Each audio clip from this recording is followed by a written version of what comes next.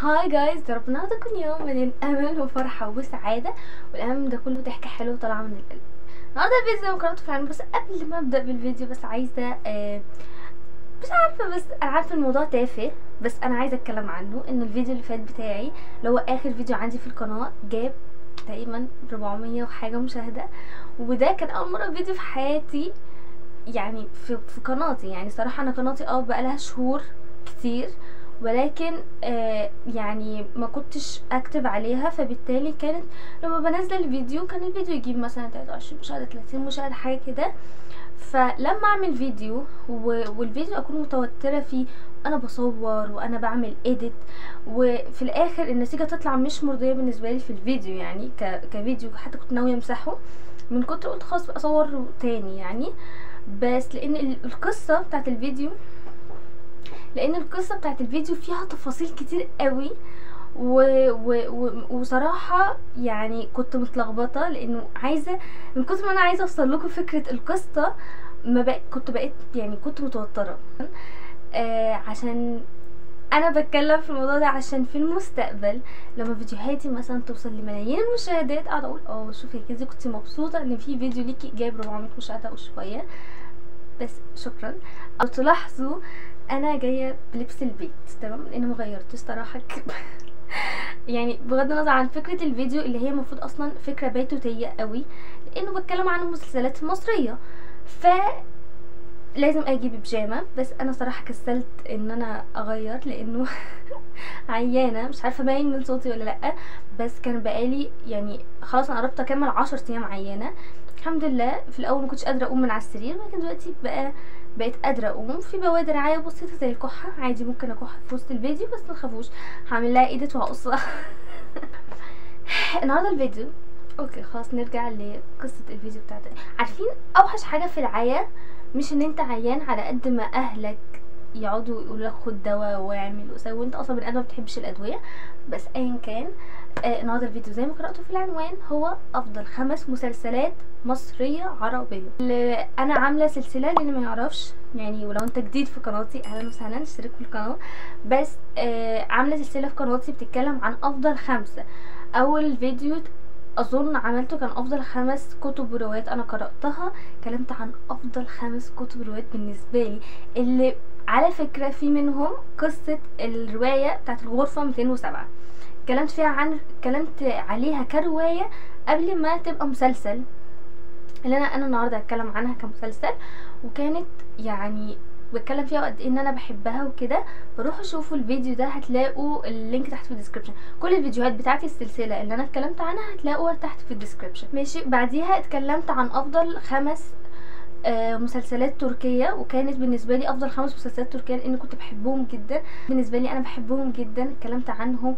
وحقيقي مسلسلات، عارفين يعني بان قوي انه يعني شخصيتي في المسلسلات اللي انا بحبها كانت مسلسلات روعة، واحتمال كبير قوي قوي قوي بس اخلص الافكار اللي عندي. كمان امتحاناتي قربت، فناوية اعمل ان شاء الله بارت 2 عن افضل 5 مسلسلات تركية تاني. كمان عملت بعديها افضل 5 افلام ديزني، واتكلمت فيها عن عيد الموتى اللي بيحصل فعلا في المكسيك، لان كان بالنسبه لي شيء غريب انه الموضوع ده حقيقي، انه عيد الموتى ده حقيقي يعني عيد بيحتفلوا بيه. ايه فكرته روعه. بس يعني طالما انتوا جيتوا لافضل 5 مسلسلات عربيه، روحوا شوفوا بقيه السلسله اللي هم عباره عن 3 تقريبا فيديوهات. هتلاقوا كل الفيديوهات دي اللينك تحت في الديسكربشن، وهتلاقوا تقريبا الفيديوهات هنا او هنا حاجه زي كده، لسه مش عارفه احفظ مكانها. بس اتمنى تكونوا عملتوا سكيب وتكونوا ما طلعتوش من الفيديو. ايا كان يلا نبدا بالفيديو.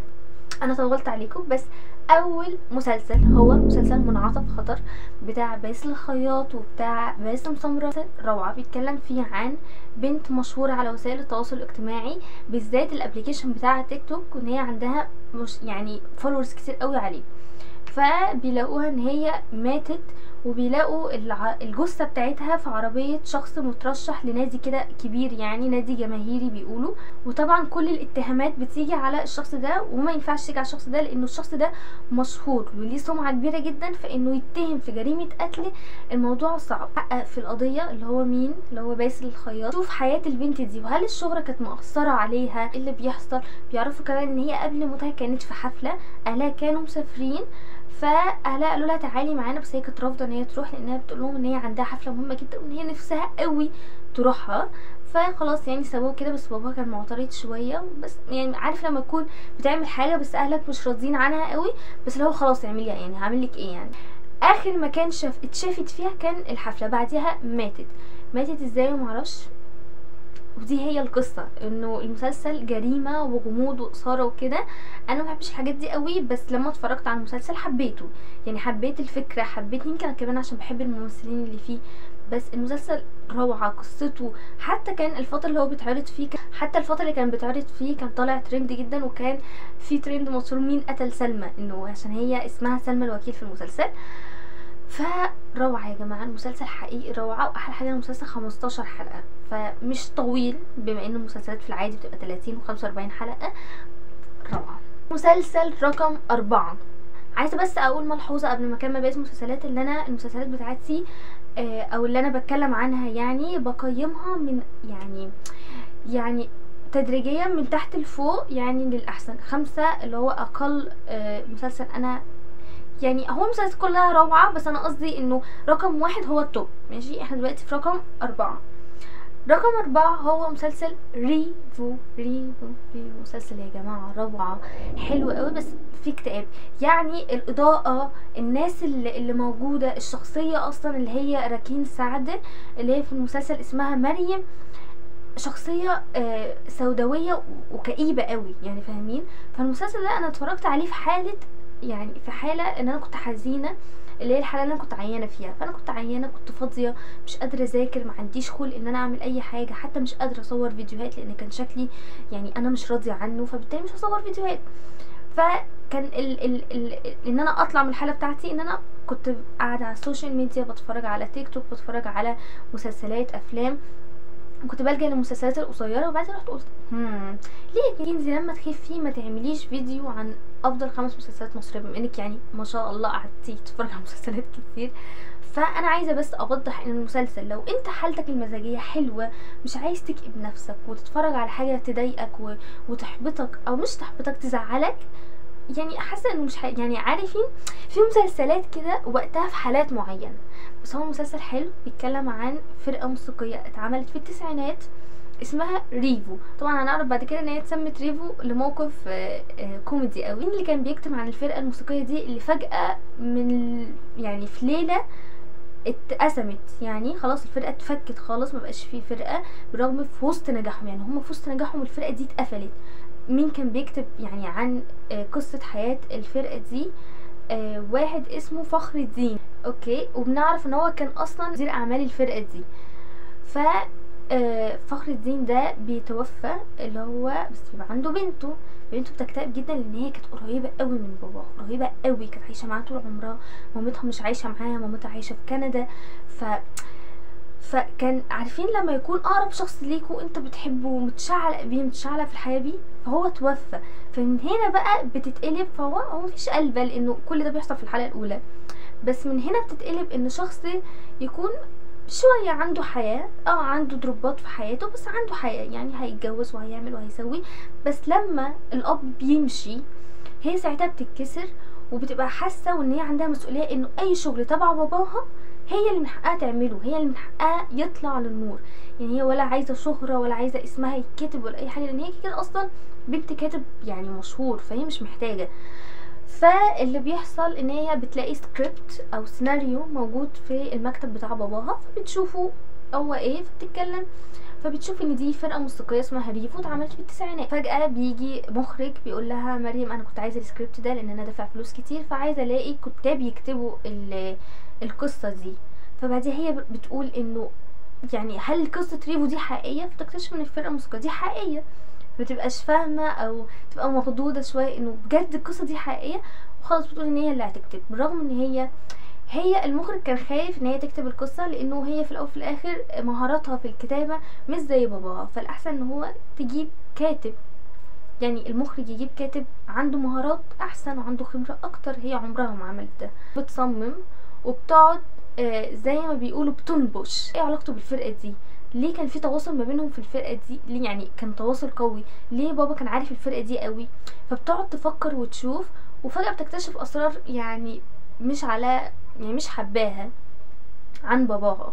انت متخيل انت تبقى عايش مع شخص عايش معاه قوي وبتحبه قوي وفاكر ان انت خلاص يعني عايش مع باباك وعارف كل حاجه عنه، بعد وفاته بتكتشف ان انت متعرفش اي حاجه عن الشخص ده، وان الشخص ده غير اللي في دماغك، بتعرف اسرار، وكل ما بتعرف اسرار بتكتئب، كل ما بتعرف اسرار بتكتئب. فهو الحلقات فيها عياط وزعل كتير، بس المسلسل روعه بجد. انا عارفه ان انا قفلتكم منه، بس هو المسلسل حلو يعني حقيقي حلو.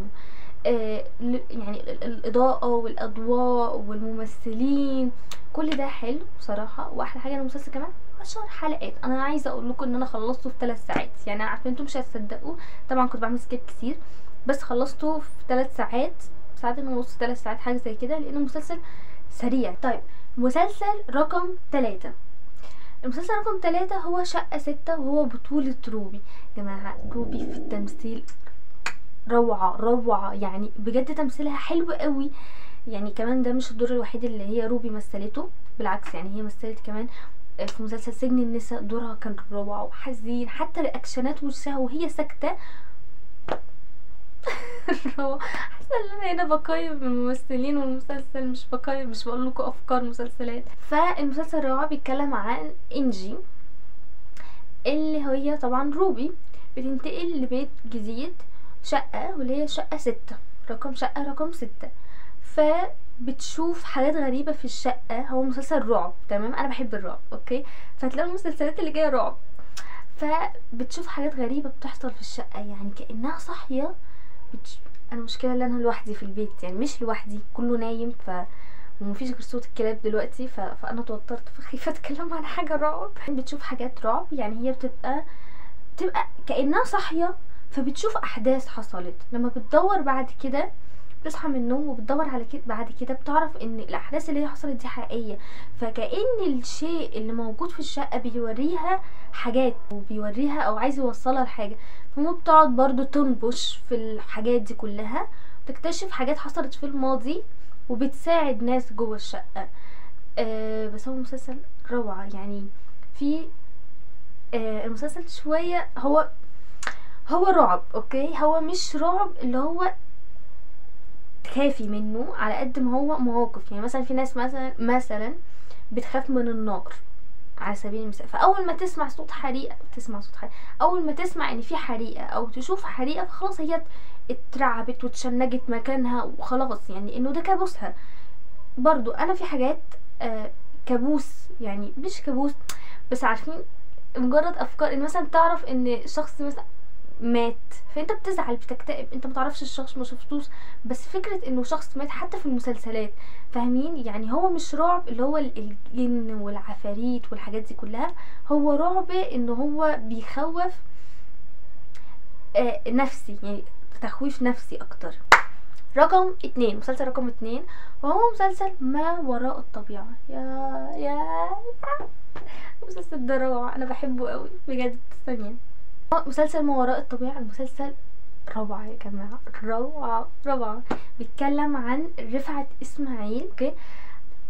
احمد امين يا جماعة طول الوقت كان بيجي في الادوار اللي هي الكوميدية، يعني نادرا لما تلاقيه جدي وكده. الشخصية دي جدية قوي، يعني حرفيا شخصيه سوداويه وكئيبه برضو، زي ما انا قلت لكم قبل كده في مسلسل مش فاكره هو ايه، بس هي شخصيه سوداويه وكئيبه، ودايما فاقده الامل في الحياه، ودايما تشوفيها تكتئبي. رفعت اسماعيل ان كان زمان بيلعب مع بنت اسمها شيراز في بيت الخضراوي، متهيألي، اظن انا اتفرجت عليه بقالي كتير قوي فمش فاكره تفاصيل. فشيراز دي بتفضل موجوده معاه لحد ما بتكبر، اوكي. فبنكتشف ان هي عفريته، يعني يا رب ما احرقش مسلسل. فبنكتشف ان هي عفريته بس بتفضل معاه، اوكي. فبنكتشف انه ليه شيراز دي دايما واقفه معاه وكده. هو دكتور امراض دم في كليه، بس اللي بيحصل ان احنا بنكتشف ان هو شخص لا يؤمن ما وراء الطبيعة. يعني يعني هو دكتور والعلم بالنسبة له اي حاجة، يعني اي حاجة هيفسرها بطريقة علمية، ما بيؤمنش باي حاجة خارقة للطبيعة. فانت لما تقول له لا ده بيحصل كذا، فهو يقول لك لا، هو هيسعى ان هو يوريك الطريقة العلمية اللي بيحصل. فبيدخل بقى في احداث كده، ان هو احداث بيحاول يثبت فيها انه مفيش حاجه اسمها ما وراء الطبيعه. حتى هو بيشوف شيراز دي محدش بيشوفها غيره، بس مع ذلك هو عامل نفسه او بيتحكم في مخه ان هو كانه ما يعرفهاش. اتكلموا عن قصص حلوه قوي زي الجاسوم اللي هو شلل النوم، اتكلموا عن النداهه. في نهايه الفيديو رقم 1 واخيرا الغرفه 207. يا لهوي، انا حاليا بتابع المسلسل، هو لسه مخلص، فاضل حلقتين 3 باين. انا مش مال، انت السبب في كل اللي حصل وكل اللي هيحصل. هموت واعرف، يعني هموت كده واعرف هو جمال السبب في ايه، عمل ايه. يعني انا اصلا شاكه في ساره دي اللي عامله نفسها طيبه يعني، بس جمال يعني عمل ايه؟ يعني ايه اللي خلاه، يعني ايه اللي عمله لدرجه ان ابوه يحاول يتخلص منه ويرميه من الشباك وما يموتش؟ انا مش عارفه، اكيد مش هموت يعني، كده هعرف من غير ما اموت يعني، ربنا يديني الصحه. بس نفسي يعملوا مسلسل النهايه مختلفه عن الروايه، لانه هيبقى مميز، فاهمين؟ فانا بقول لكم زي ما قلت لكم، مش عارفه انا حكيت ولا لا، بس المسلسل بيتكلم عن فندق. الفندق فيه اوضه غريبه شويه، ليه الاوضه دي ما تتقفلش؟ تقريبا الكائن الشيطاني ده عامل ان الاوضه، يعني هو اللي اجبر صاحب الفندق انه الاوضه ما تتقفلش.